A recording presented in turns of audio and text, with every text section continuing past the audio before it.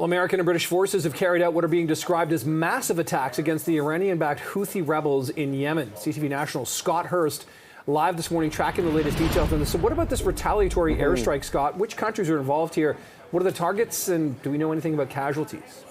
Nick, according to the militant group itself, 5 people were killed and at least 6 others wounded in this strike that was ordered by U.S. President Joe Biden with the backing of multiple nations, including Canada. And this is part of Operation Prosperity Guardian, the recently announced coalition, including Canada, the Department of National Defense, confirming that we have deployed 3 staff officers as part of this coalition. Now, the U.S. and U.K. militaries carried out the bombing, saying it's in direct response to the Houthi attacks against international maritime vessels in the Red Sea.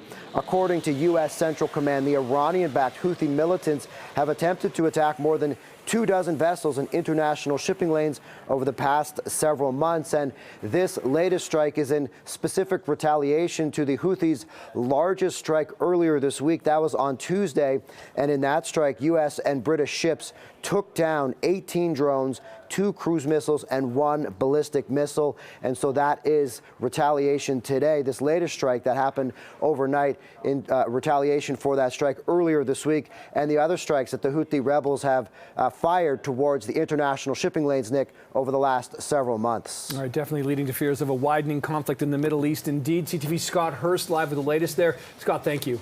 Thanks a lot, Nick.